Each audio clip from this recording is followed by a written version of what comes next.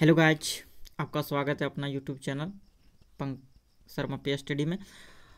सो गाय आज हम क्लास 11 के फिजिक्स ऑब्जेक्टिव देखने वाले हैं, जिसमें से आप लोग पता है कि एग्ज़ाम मार्च में होने वाला है। 3-4 शायद 5-6 तारीख को होने वाला है आप लोग का एग्ज़ाम क्लास 11। और क्लास 9 का एग्ज़ाम होगा 1-2 तारीख को। और क्लास 8 का भी आ गया है रूटीन, आप देख लीजिएगा। तो हम क्लास 11 का फिजिक्स जो चैप्टर है फिजिक्स बुक, उसका हम ऑब्जेक्टिव करने वाले हैं। फिजिक्स बुक का ध्यान देना है, उसमें से इम्पोर्टेंट क्वेश्चन रहेगा, सारे इम्पोर्टेंट। देखिए, अगर आप मॉडल क्वेश्चन का अगर सही तरीक़ा से कर लेंगे तो आपको दिक्कत नहीं होगा एग्ज़ाम में, ये ध्यान रखना है। सबसे पहले मॉडल क्वेश्चन का हम ऑब्जेक्टिव देखेंगे, और आप लोग भी ये सब प्रैक्टिस करते रहना है। जो भी सारे बुक है पढ़ते रहिए, ऑब्जेक्टिव में कमी नहीं करना है, पढ़ने में कंजूसी नहीं करना है, नहीं रिजल्ट भी खराब आएगा। अगर आप रिजल्ट अच्छा लाना चाहते हो, अच्छे मार्क्स पाना चाहते हो, तो इसके लिए तैयारी अच्छे से करना होगा। चलिए सबसे पहले हम शुरू करेंगे, जिसमें ऑब्जेक्टिव इम्पॉर्टेंट है और इसमें से क्या क्या क्वेश्चन है देखेंगे। देखिए, दिया गया है नियम की टोटल, आप लोग जानते हैं कि 40 मार्क रहेगा टोटल नंबर, और 40 क्वेश्चन रहेगा आप लोग के लिए। सिर्फ क्लास 8 के 50 क्वेश्चन रहता है, और क्लास 9 और क्लास 11 का 40 क्वेश्चन रहता है, जिसमें से 1 नंबर रहेगा। चलिए सबसे पहले फर्स्ट क्वेश्चन देखते हैं क्या बोला गया है। अब देखिए, यहाँ बोला गया है, क्वेश्चन देख सकते हैं कि SI में आधार इकाइयों की संख्या कितनी है।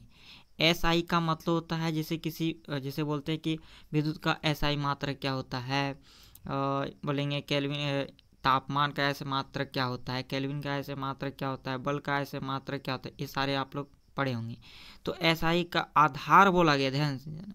आधार की इकाइयों की संख्या अगर बात करेंगे तो ऑप्शन हमारा करेक्ट हो जाएगा 7।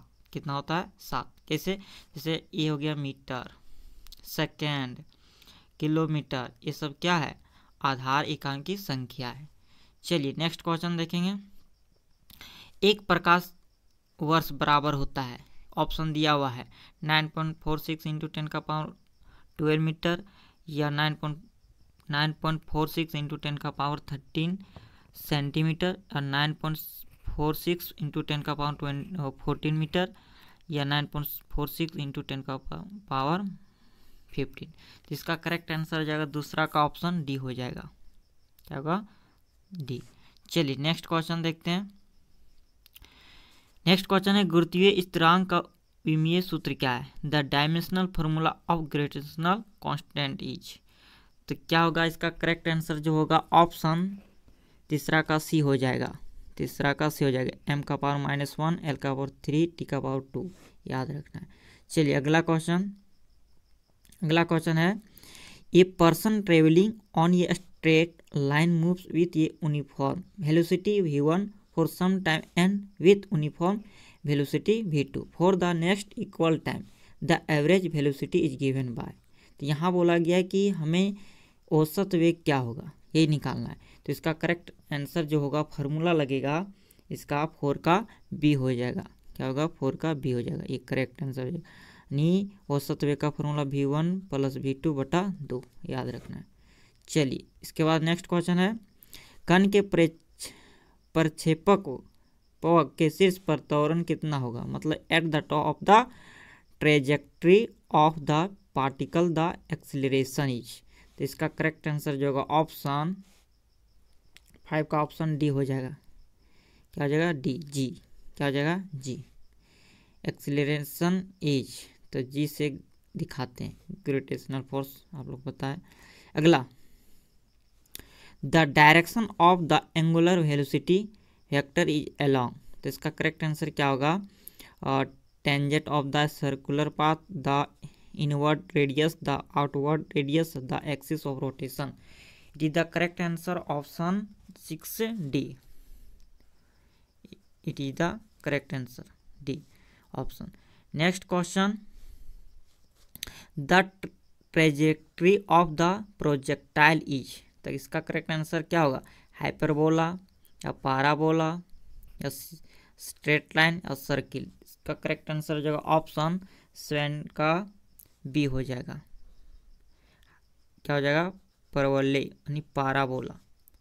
चलिए अगला क्वेश्चन देखते हैं। Minimum number of the unequal vectors which can give zero resultant R 2 3 4 more than 4। तो इसका करेक्ट आंसर हो जाएगा ऑप्शन 8 का बी हो जाएगा 3। क्या हो जाएगा 3। चलिए इसके बाद अगला क्वेश्चन है 9 दिया गया है यहाँ, देख इंग्लिश में हम देखते हैं। The frictional force acting on a body at rest in place.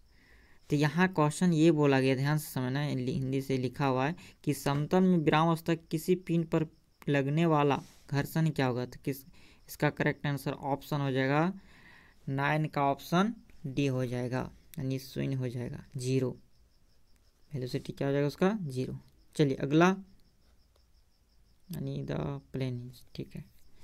अगला क्वेश्चन है कि 2 bodies of mass 4 kg and 5 kg are acted upon by the same force. If the acceleration of lighter body is 2 metre प्रति second square, the acceleration of heavier bodies। इसमें बोला गया कि अगर 2 4 की और 5 की द्रव्यमान वाली 2 पिनों पर एक ही बल लगाया जाता है, ध्यान देना, एक ही बल, जिसमें यदि हल्के पिन का त्वरण इतना दिया है तो भारी पिन का त्वरण क्या होगा। तो इसका करेक्ट आंसर 10 का ऑप्शन सी हो जाएगा, 1.6 मीटर प्रति सेकंड स्क्वायर हो जाएगा। इसके बाद अगला क्वेश्चन देखते हैं। The mass of the body which is equal to the ratio of the force acting on a body to the acceleration produce in the body is the gravitational mass, the electromagnetic mass, the internal mass या the inertial मास। तो इसका correct answer option 11 का हो जाएगा, जिसका correct answer D हो जाएगा, the inertial मास, जड़त्वीय द्रव्यमान कहा जाता है जिसे। अगला question, what is the linear momentum of the gun and bullet before firing. अब देखिए यहाँ क्वेश्चन ये बोला गया कि फायरिंग से पहले बंदूक और गोली का रैखिक स्विंग क्या होगा। तो इसका करेक्ट आंसर ऑप्शन हो जाएगा 12 का 12 का सी हो जाएगा, 0 हो जाएगा। क्या हो जाएगा 0, शून्य। अगला क्वेश्चन 13 का क्वेश्चन देखते हैं। एक्शन एंड रिएक्शन, क्रिया और प्रतिक्रिया क्या होता है। Act on the same body या are equal act in the same direction, cancel each other, act on 2 different body. Correct answer हो जाएगा 13 का ऑप्शन डी हो जाएगा, एक्ट ऑन 2 डिफरेंट बॉडी। चलिए इसके बाद 14 का question, a body of mass 100 kg falls from a height of 10 metre in increase in kinetic energies. तो इसका करेक्ट आंसर क्या हो जाएगा। तो 14 का करेक्ट आंसर जो हो जाएगा ऑप्शन ये हो जाएगा 9800 जूल। क्या हो जाएगा जूल, ये हमारा जूल का डायरेक्शन दिया गया है। इसके बाद अगला है which of the following is non conservative force. तो इसका करेक्ट आंसर क्या होगा, gravitational force, electrostatic force, magnetic force, और फोर्स ऑफ फ्रिक्शन। तो इसका करेक्ट आंसर हो जाएगा 15 का ऑप्शन डी हो जाएगा, फोर्स ऑफ फ्रिक्शन, सही जवाब। चलिए इसके बाद next question, a body acted upon a by force of 50 newton is displaced through a distance 10 metre in a direction making an angle of 60 degree with the force, the work done by the force will be. बल द्वारा किया गया कार्य निकालना है। तो इसका correct answer option हो जाएगा 16 का डी हो जाएगा, 250 यानी 250 जूल। अगला क्वेश्चन, कैसे निकालते हैं ये भी, इसे हम कैसे ज्ञात करेंगे, फार्मूला के द्वारा ध्यान देना है। हमें वर्क निकालना है, कार्य वर्क बराबर फार्मूला था F cos theta into S, या एस को हम यहाँ लगा सकते हैं, कोई दिक्कत नहीं। एफ दिया हुआ है यानी बल दिया है कितना 50 न्यूटन इंटू कॉस थीटा यानी 60 डिग्री, कॉस 60 का मान होता है 1/2, और एस का मान दिया है कितना मीटर दूरी इसको काट दीजिए, 2 पचे 10। अब 50 और 5 को गुना कर दीजिए तो 5 25 और 1 सोना बैठ जाएगा तो कितना हो जाएगा 250। तो 250 करेक्ट आंसर हो जाएगा जूल। चलिए नेक्स्ट क्वेश्चन है, देख सकते हैं। नेक्स्ट क्वेश्चन ये है कि which of the following principle is used by ballet dancer during her performance. तो इसका करेक्ट आंसर क्या होगा? Conservation of mass, conservation of energy या conservation of linear momentum, conservation of angular momentum. तो इसका करेक्ट आंसर ऑप्शन हो जाएगा 17 का ऑप्शन डी हो जाएगा। क्या हो जाएगा? कोणीय गति का संरक्षण यानी conservation of angular momentum. Next question, किसी पिंड का जड़त्व आघूर्ण इस पर निर्भर नहीं करता। The moment of inertia of a body does not depend upon its different orientation of axis, nature of distribution of mass, angular velocity, axis of rotation. इसका करेक्ट आंसर हो जाएगा ऑप्शन 18 का सी हो जाएगा, कोणीय वेग, एंगुलर वेलोसिटी। नेक्स्ट क्वेश्चन, किसी पिंड पर कार्य करने वाला बल आघूर्ण टॉर्क का घूर्णी अनुरूप है। Torque acting on a body is the rotational analogue of mass, force, velocity या काइनेटिक एनर्जी, जिसे हम गतिज ऊर्जा बोलते हैं। तो it is the correct answer will be 19 is the option B, force. क्या होगा? Force. Next, the value of g becomes 0 at. यहाँ बोला गया है कि शून्य हो जाता है, जब जी का मान शून्य हो जाता है तो हमें जी का मान कहाँ शून्य हो जाता है, मतलब एक तरह से जी का मान कहाँ शून्य हो जाता है? The value of g becomes 0 to. तो the height equal to the radius of earth, the depth equal to half the diameter of the earth, the depth equal to half the radius of the earth, the point in between the pole and the equator. तो correct answer हो जाएगा option 20 का option हो जाएगा B.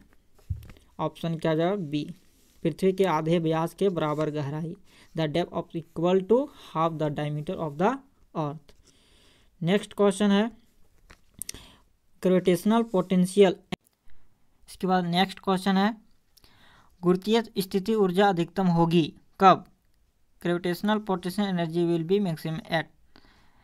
पृथ्वी की सतह पर, पृथ्वी के केंद्र, अनंत, कहीं भी, surface of earth, centre of infinity, anywhere.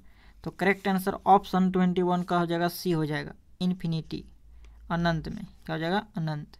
Next question, वृत्ताकार कक्षा में पृथ्वी के उपग्रह के आवर्तकाल निर्भर नहीं करता। किस पर नहीं निर्भर करता है? तो ऑप्शन दिया हुआ है उपग्रह द्रव्यमान पर, इसकी कक्षा की त्रिज्या पर, कक्षा के द्रव्यमान और त्रिज्या दोनों पर, या ऑप्शन डी दिया इसकी कक्षा की त्रिज्या ना तो उपग्रह का द्रव्यमान और ना ही उपग्रह का द्रव्यमान और ना ही पर। तो करेक्ट आंसर ऑप्शन दिया हुआ है, तो इसका आंसर हो जाएगा ये सही जवाब। चलिए next question,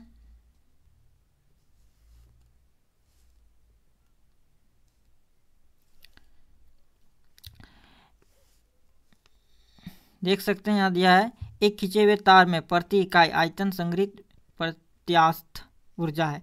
the elastic energy stored per unit value in a stretch varies. The correct answer option हो जाएगा half stress y square y बटा में है 1/2 स्ट्रेस बटा वाई, इस तरह से दिया है। तो इसका करेक्ट आंसर 23 का ऑप्शन हो जाएगा, ये हो जाएगा ऑप्शन सही। चलिए नेक्स्ट क्वेश्चन, इकाई अनुप्रस्थ क्षेत्रफल के तार के लिए टूटने वाला बलाघात को कहा जाता है? L point, elastic figure, elastic fatigue, tensile strength, अंक, मॉड्यूल। तो इसका करेक्ट आंसर हो जाएगा ऑप्शन 24 का सी हो जाएगा, टेंसाइल स्ट्रेंथ। चलिए नेक्स्ट क्वेश्चन, साइनता the viscosity, option gases decrease with increase in temperature, liquid increase with increase in temperature, gases increase with और decrease in temperature, liquid decrease with increase in temperature. Correct answer option 25 का हो जाएगा, option D, liquid decrease with increase in temperature. चलिए next question, अगला question है, water can rise up to the height H in a capillary tube if tube is cut to half to its size, the water in the tube will। तो correct answer क्या होगा इसका, 26 का correct answer option B हो जाएगा, option B, not overflow. चलिए इसके बाद नेक्स्ट क्वेश्चन, 60 × 10⁻³ मीटर स्क्वायर अनुप्रस्थ काट का क्षेत्रफल का गोलाकार खंभा 60 kg के भार का सहारा देता है, खंभे पर कितना दाब पड़ता है। तो इसका करेक्ट आंसर ऑप्शन हो जाएगा 27 का ऑप्शन ये, क्या होगा ऑप्शन ये, 9.10⁻³ न्यूटन मीटर स्क्वायर। चलिए अगला question, when water is heated from 0 degree Celsius to 4 degree Celsius the value of water, यानी पानी का आयतन क्या हो जाता है, क्या होता है उस समय जब 0 डिग्री सेल्सियस 4 डिग्री तक गर्म हो जाता है, हॉट हो जाता है, हीटेड, तो उस समय पानी का आयतन क्या होता है, रिमाइंस इन द सेम, अब वही रहता है कि डिक्रीज घटता है, इंक्रीज बढ़ता है, इनमें से कोई नहीं होता है। तो करेक्ट आंसर 28 का हो जाएगा, ऑप्शन बी हो जाएगा, घटता है, क्या होता है, तो आयतन क्या हो जाता है, घट जाता है।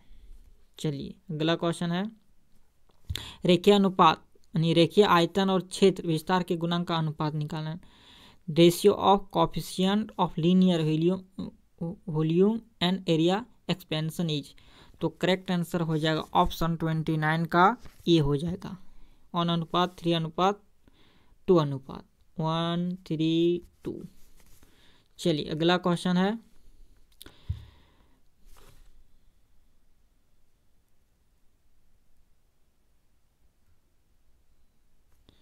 अगला क्वेश्चन ये है,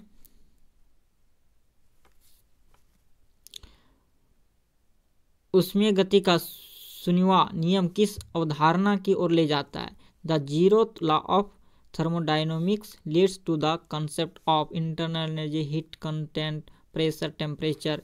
is the correct answer 30, option D, temperature, तापमान पर। इसके बाद next question, which of the following option is decrease Mayer's formula, Mayer formula का सूत्र बताना है, तो क्या CP + CV = R, CV - CP = R, CV × CP = R, CP × CV = R। It is the correct answer 31 का ऑप्शन डी हो जाएगा, CP - CV = R। Next question, first law of the thermodynamics is given by, यानी ऊष्मीय गति का प्रथम नियम क्या है। तो ऑप्शन DQ = DU + PdV और DQ = DU × PdV, and option दिया हुआ है third DQ = DQ + DU + DU × P, दोनों का इंटू, और DQ = PU + DV। It is the correct answer 32 का ऑप्शन हो जाएगा, ऑप्शन ये, क्या हो जाएगा, ऑप्शन ये करेक्ट आंसर। चलिए नेक्स्ट क्वेश्चन, अणुओं की औसत गति ऊर्जा क्या, energy average kinetic energy of molecules. तो इसका करेक्ट आंसर ऑप्शन हो जाएगा 33 का ऑप्शन बी हो जाएगा, directly proportional to absolute temperature, निरपेक्ष तापमान के सीधे अनुक्रमानुपातिक।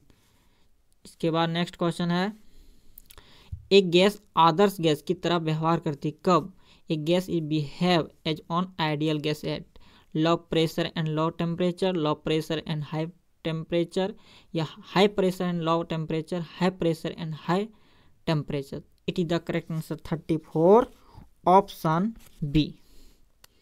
निम्न दाब और उच्च तापमान, low pressure and high temperature.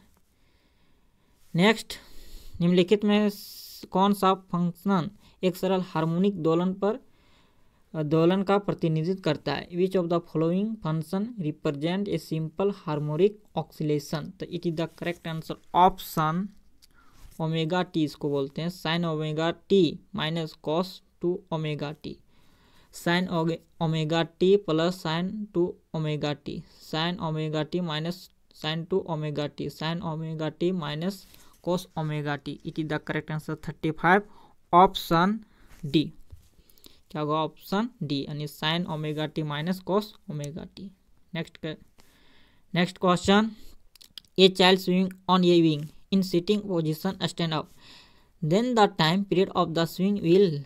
बैठकर झूला झूल रहा एक बच्चा खड़ा हो जाता है, तब झूले का आवर्तकाल क्या होता है? Increase, decrease, remain same, none of these. It is the correct answer 36 option B. Increase हो जाती, नहीं डिक्रीज हो जाती, क्या हो जाती है? डिक्रीज। चलिए अगला है question, a long spring is stretch by 2 kilometre, its potential energy is भी।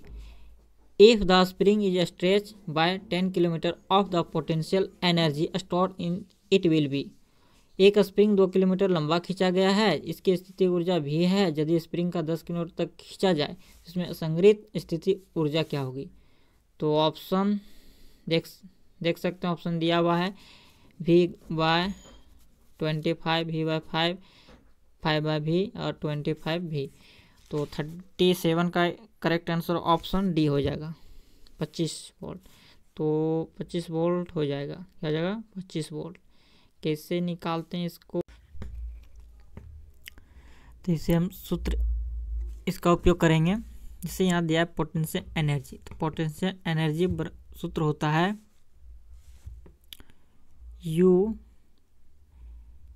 U बराबर हाफ के एक्स स्क्वायर। तो ये सूत्र होता है, इस सूत्र के माध्यम से निकालेंगे। देखिए कैसे निकालेंगे, ध्यान से देखिएगा।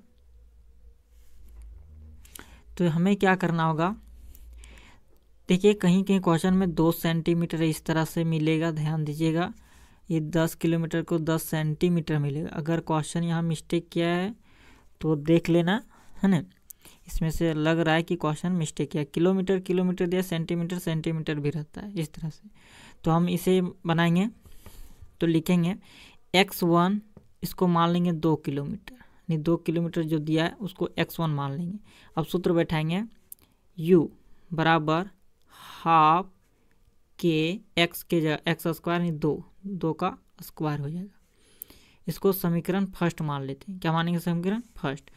फिर इसी तरह u2 निकालेंगे बराबर हाफ के एक्स स्क्वायर की जगह जहाँ x1 मांगने थे 10, तो x2 यहाँ मान लेते हैं कितना, x1 माने थे 2, हाँ x1 2 लिए थे, और x2 मान लेंगे 10 किलोमीटर। अब यहाँ 10 का स्क्वायर कर देंगे और इसको समीकरण सेकंड मान लेंगे। अब देखिए क्या करना होगा, तो समीकरण 1 और 2 को भाग लगा देंगे, तो लिखेंगे u/u2। अब क्या करें, समीकरण फर्स्ट और समीकरण सेकंड को भाग लगा देंगे, तो लिखेंगे u/u2 बराबर हाफ के 2 का स्क्वायर यानी 4, हाफ के 10 का स्क्वायर यानी 100। ये कैंसल, तो बचेगा क्या, इसको करोस में गुना कर देंगे, तो हो जाएगा इस तरह से u1/u2 बराबर 4/100।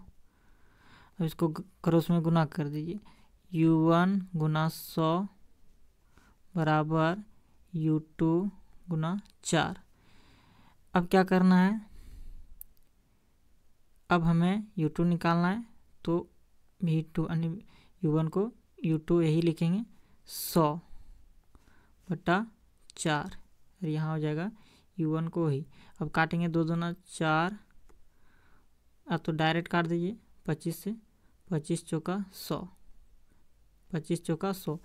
U2 कितना आया 25, जो U2 आया 25 भी, तो 25 वोल्ट आ रहा है।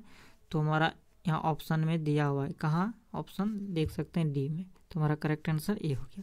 तो ये सूत्र के माध्यम से निकाल सकते हैं। याद रखिए, फिर से लिख दे रहा हूँ, पोटेंशियल एनर्जी फार्मूला होता है हाफ kx²। ये सूत्र से आप ज्ञात कर सकते हैं। चलिए नेक्स्ट देखेंगे। नेक्स्ट है the phenomena of sound of propagation is air. तो इसका करेक्ट आंसर ऑप्शन क्या होगा, 38 का ऑप्शन दिया है isothermal process, adiabatic process, isobaric process, isochoric process. तो इसमें हो जाएगा हमारा करेक्ट आंसर, ऑप्शन दिया हुआ है 38 का हो जाएगा ऑप्शन बी हो जाएगा। देखिए यहाँ ड्यूरोथर्म प्रक्रिया यानी एडियाबैटिक प्रोसेस। चलिए हाँ, एडियाबैटिक प्रोसेस। अगला क्वेश्चन है,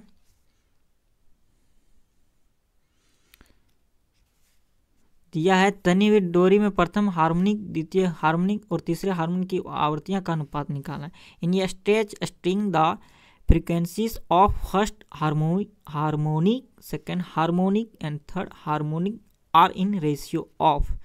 तो करेक्ट आंसर हो जाएगा ऑप्शन 39 का सी हो जाएगा, 1 2 3। इसके बाद लास्ट क्वेश्चन है, देख सकते हैं लास्ट क्वेश्चन क्या है। Which of the following waves can be transmitted through solid, liquid and gases? Transverse waves, electromagnetic waves, mechanical waves, longitudinal waves। तो इसका करेक्ट आंसर हो जाएगा ऑप्शन 40 का डी हो जाएगा, लॉन्गिट्यूड